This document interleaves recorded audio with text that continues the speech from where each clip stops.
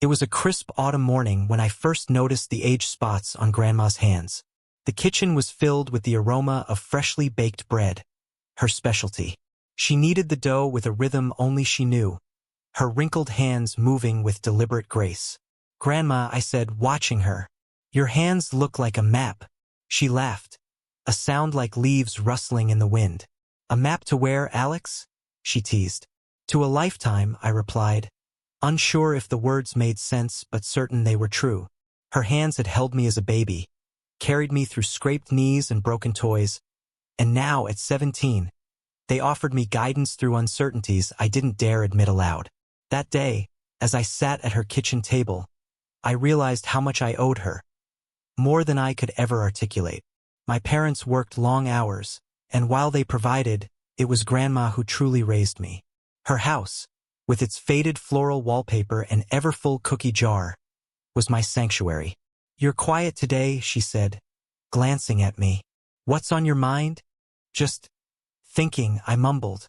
"About?" she pressed, her eyes twinkling with that knowing look. I hesitated. "About the future. About what I'm supposed to do." She paused her kneading and wiped her hands on her apron. "The future's not a straight road, Alex. Twists, turns, doubles back on itself sometimes.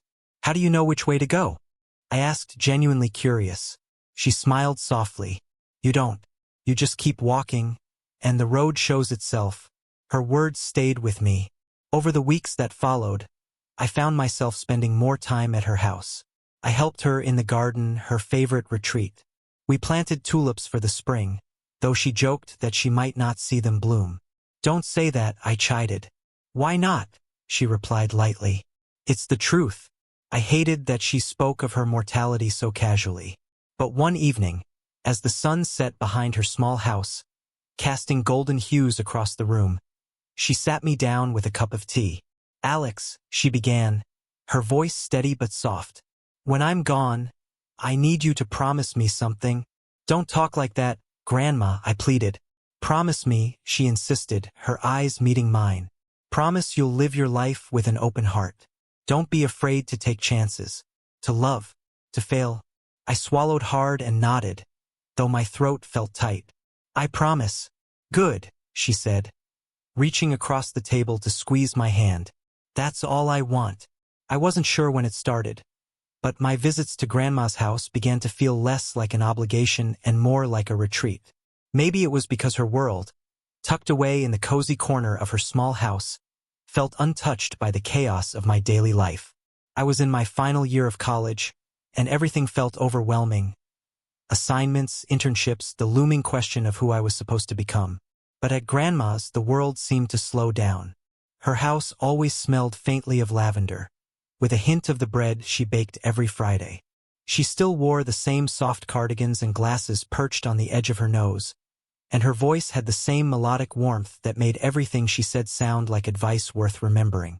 "You're too thin, Alex," she fussed one evening as she set a plate of chicken and roasted vegetables in front of me. "Are you not eating? Or are you just eating that college junk?" I smiled at her. "I'm fine, Grandma.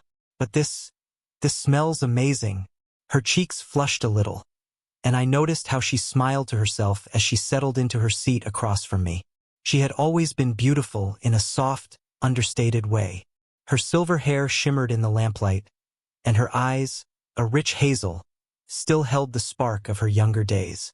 "You're too kind," she said, waving me off with a chuckle. "I'm not kind. I'm honest," I replied. "You look amazing tonight. That sweater suits you." She laughed again, but there was something different in the way she looked at me, a mixture of surprise and warmth. "Flattery will get you more dessert," she teased. I wasn't joking, though. Somewhere between our long conversations about life, her stories about my grandfather, and her quiet encouragement when I needed it most, I began to notice things about her that I hadn't before. The way her laugh crinkled the corners of her eyes. The way she always had a thoughtful answer to my rambling questions about life.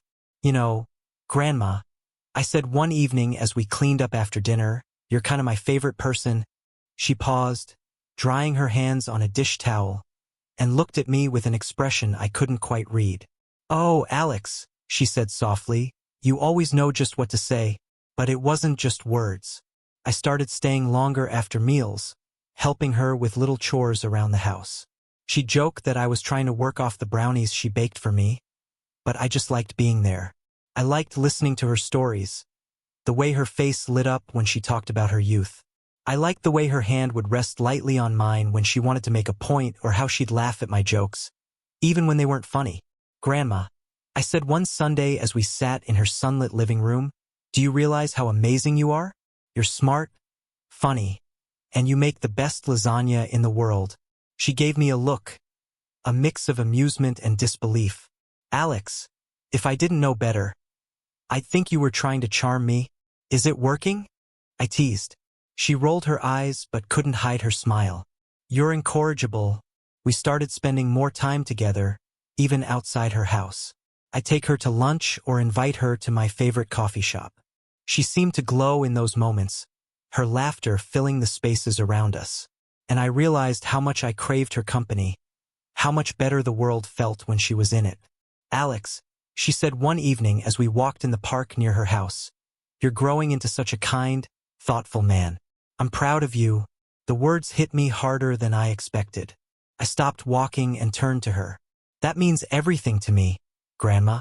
You have no idea. Her hand brushed mine. A simple, fleeting gesture, but it lingered in my thoughts long after.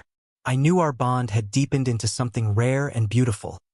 A connection that went beyond words, beyond roles. She wasn't just my grandmother anymore.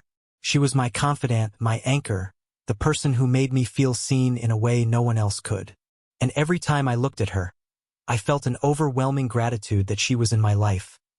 A gratitude that grew with every shared laugh, every quiet moment, and every compliment I offered, knowing she deserved each one and more.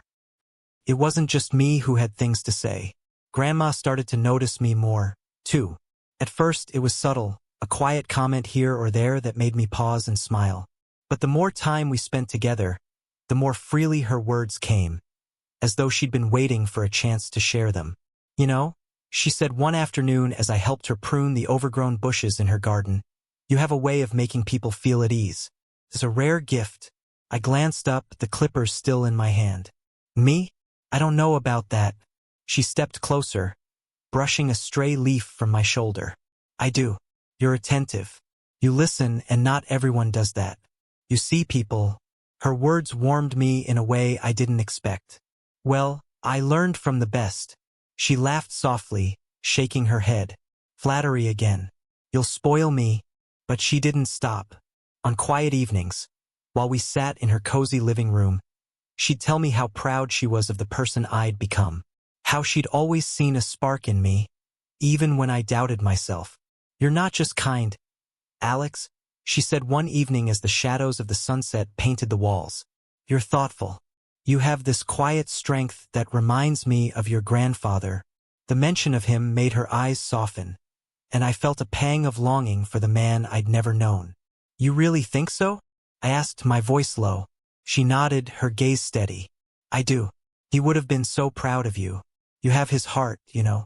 Big, generous, and always open. Her words stayed with me. They made me sit up a little straighter, stand a little taller. I wanted to live up to the image she had of me. I wanted to be the person she believed I was. One evening, as we shared tea by the window, she caught me off guard. You've grown into a handsome young man, Alex. Has anyone told you that? The compliment made me laugh, though my cheeks warmed under her gaze. Not like that. Not from someone who really means it. Well, she said with a smile, then let me be the first. I looked at her, her face framed by the soft glow of the lamp. There was something about the way she saw me that felt different, like she truly understood me in a way no one else did. It was comforting and exhilarating all at once. You know, I said, setting down my cup, you make me feel like I can do anything. Like I'm special. You were special, Alex, she said, reaching out to rest her hand on mine. Don't ever let anyone make you feel otherwise. Her hand lingered, warm and steady, and I realized how much her words meant to me. How much she meant to me. In a world that often felt overwhelming and chaotic, she was my constant, my source of strength and solace. I started to notice the little things she did for me, the ways she showed her care. Like how she'd always make my favorite tea without me asking, or how she'd slip a small piece of chocolate onto my plate during dessert, pretending it was a coincidence. Or how her compliments seemed to come exactly when I needed them most, lifting me in ways she probably didn't even realize. "Grandma," I said one night as I helped her with the dishes, "I don't know what I'd do without you." She looked at me, her eyes glistening. "And I don't know what I'd do without you, Alex. You've brought so much light into my life." The words settled in my chest, warm and steady. Our bond had grown into something rare and profound, a connection built on mutual love and unwavering support. She wasn't just my grandmother anymore. She was my confidant, my cheerleader, and my closest friend. And as the days turned into months, I found myself looking forward to every moment we spent together, every shared laugh, every heartfelt conversation. She saw the best in me, and because of her, I started to see the best in myself too. Our bond deepened in ways I couldn't have anticipated.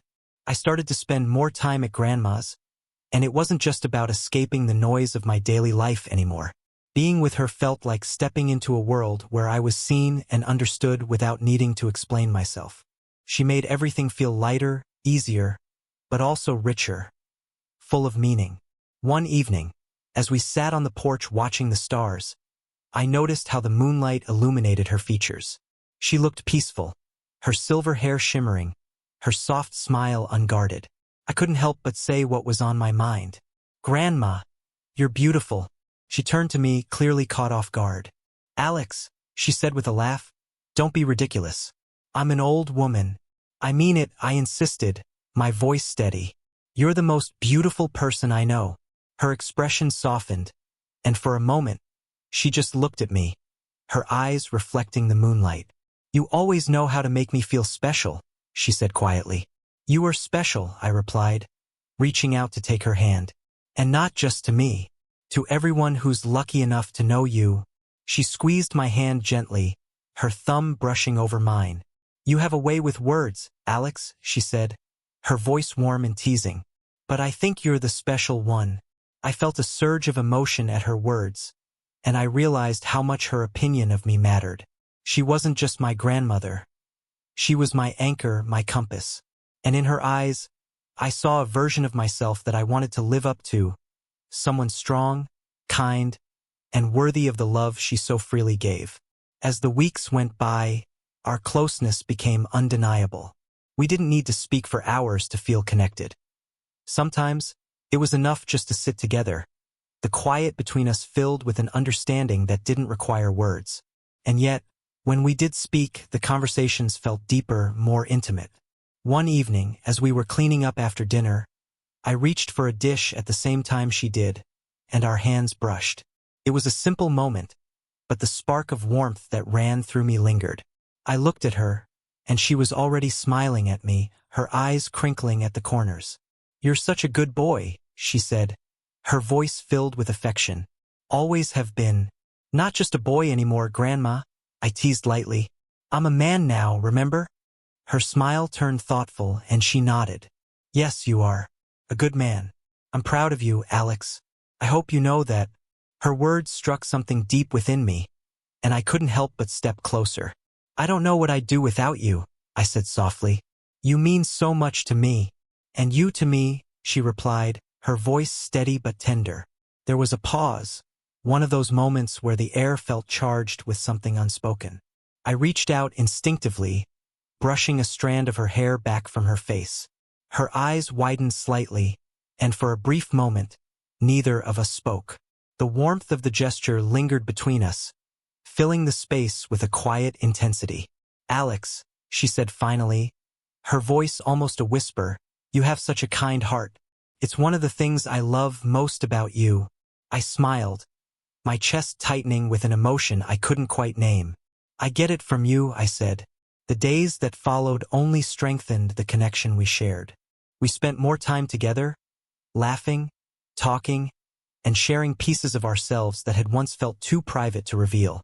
I found myself complimenting her more often, not because I felt obligated, but because I couldn't help but express the admiration and affection I felt for her. "Grandma," I said one afternoon as we walked through the park, "you have the most incredible smile. It lights up the whole world." She laughed, shaking her head. "Alex, you're going to make me blush." "I'm serious," I said, stopping to face her. "You're amazing, and I hope you know that." She looked at me for a long moment, her eyes shining with emotion. "And you're amazing too," she said softly. "More than you realize." Our relationship had become something extraordinary, something that went beyond the traditional roles of grandson and grandmother. She was my confidant, my muse, my greatest source of strength. And in her presence, I felt more alive, more connected to the world, and to myself, than I ever had before. Every moment we spent together felt like a gift, and I knew, deep in my heart, that the bond we shared was something I would cherish forever.